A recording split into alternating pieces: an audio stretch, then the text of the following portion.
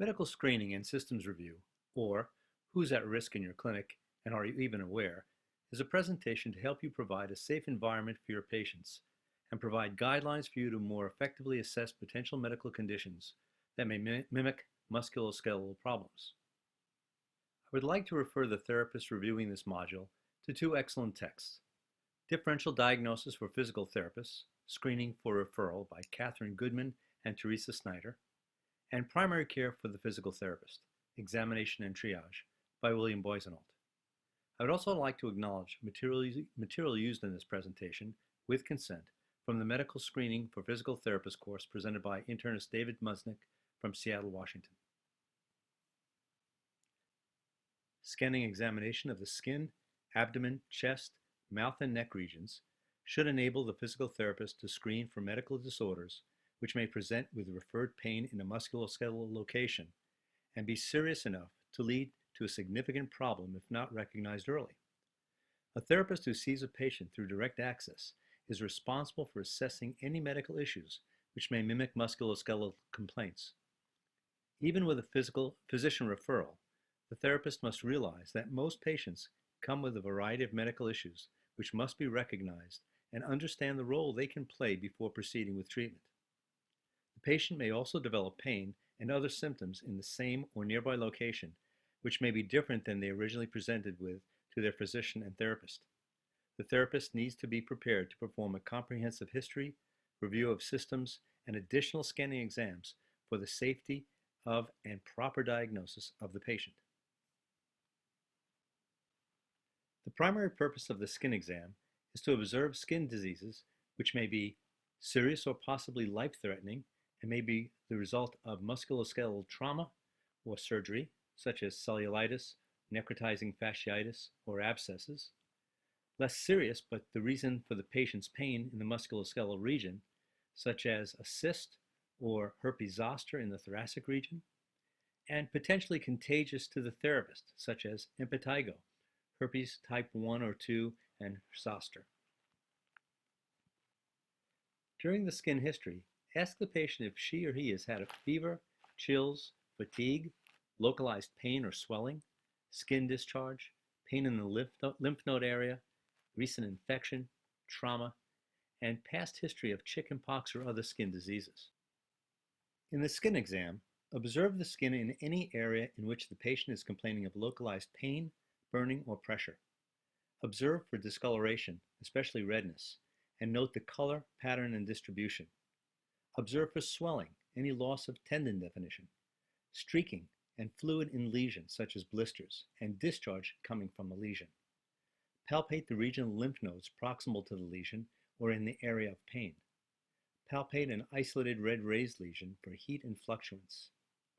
Potential serious signs are single red warm lesions in the areas of edema, abrasion, puncture.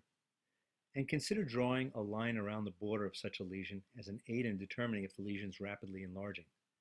The therapist who discovers a lesion suspicious for cellulitis or another serious skin disorder should refer the patient immediately for medical consultation.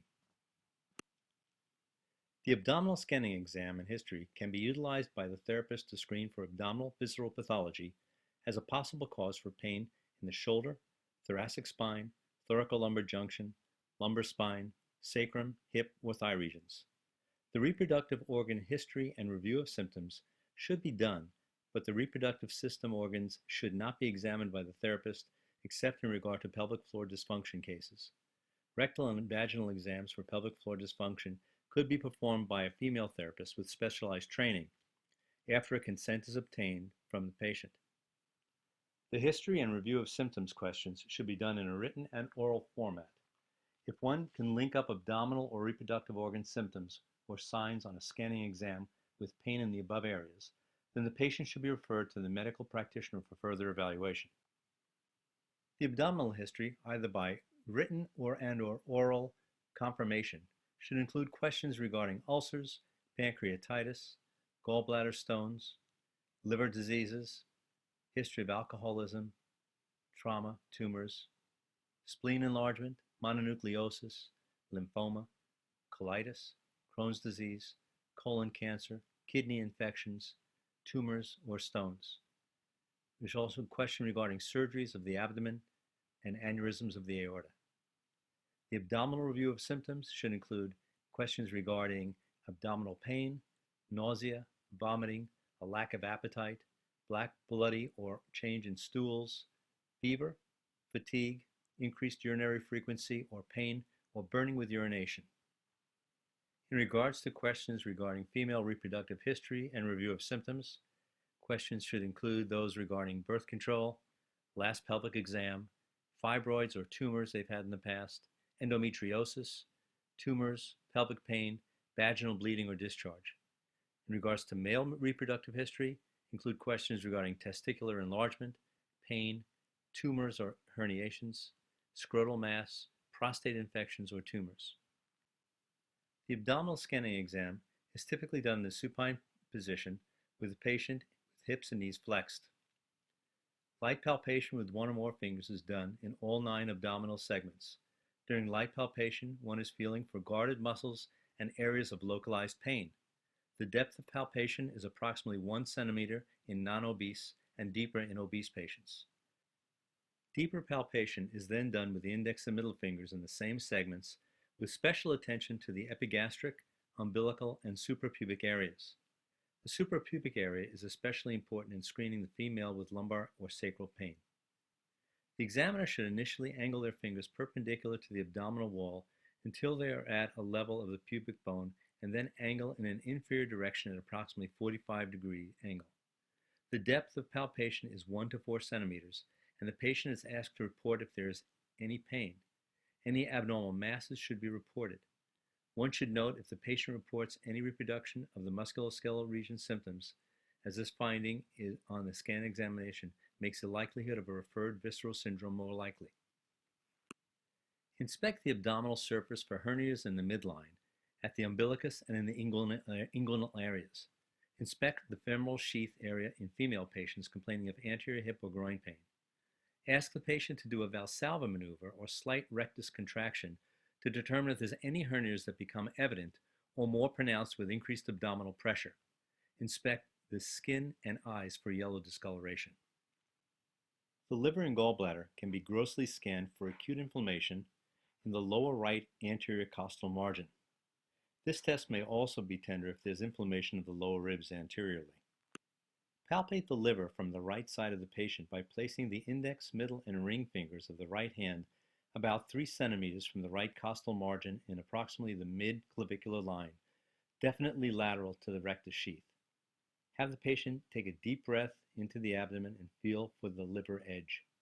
If none is felt, move up 1 centimeter at a time until you're palpating at the costal margin. Normal livers are not tender to palpation and may feel soft like the edge of jello. Record if the liver feels quite firm, nodular, painful, or is enlarged. The gallbladder is not usually palpable or tender. It lies on the inferior surface of the liver, just lateral to the midclavicular line. It may be tender in acute cholecystitis. Palpate for the gallbladder when palpating for the liver when your 3 fingers are in the subcostal border, and have the patient take a deep breath.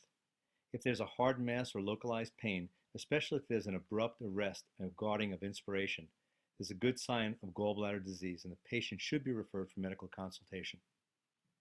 There are normally no masses and no tenderness when palpating the left upper quadrant. The spleen is not palpable and lies inferior to the diaphragm. A palpable mass may be indicative of an enlarged spleen or enlarged kidney. Palpate the left upper quadrant by placing the fingertips of the fingers of the right hand just inferior to the rib margin in the anterior axillary line on the abdominal wall. Ask the patient to take a deep breath into the abdomen and record and refer if the mass is felt. A palpable mass in the left upper quadrant is abnormal and is a reason for medical referral. An enlarged spleen in a patient with mononucleosis is a reason to keep the patient from any contact sport or high-impact activities until the spleen enlargement has been resolved. The abdominal aorta is located in the retroperitoneum just left of midline and splits into the common iliac arteries at approximately L4 or just above the umbilicus. The aneurysms occur most commonly below the renal artery bifurcation and above the common iliac bifurcation. Palpate the abdominal aorta with the patient in a supine position with the hips and knees flexed, with the feet on the examining table. Using the index and middle fingers of both hands, palpate deeply approximately 1 centimeter off midline between the xiphoid and the umbilicus. Palpate in a medial and posterior direction until you feel a pulsation. Move laterally until you can no longer feel a pulsation. Estimate the approximate diameter of pulsation and compare it to your knowledge of normal. It's very difficult to accurately predict aortic size on examination because the pulsation is felt beyond the wall of the aorta and is quite affected by patient abdominal size, muscle mass, and so forth. Some health practitioners like to estimate abdominal aortic size by palpating on either side of the aorta using two hands. Sensitivity of the exam for finding an aneurysm is increased if the aorta is felt to be expansive laterally and in an AP plane, if it's painful, and if there's a bruit or a swishing sound that's heard with a stethoscope. The screening is typically done in patients over 50, especially in those who are obese, hypertensive, and have vascular disease. The kidneys are deep retroperitoneal structures situated from T10 to L1 and are rarely able to be palpated directly in an abdominal exam. In a scan exam of the thoracolumbar or lumbar areas, grossly percuss the kidney with a closed fist technique at the costovertebral angle at T11 and T12 to see if there is pain or withdrawal response indicative of acute renal capsular distension or inflammation and infection. This percussion can be done in sitting, prone, side-lying, or standing position.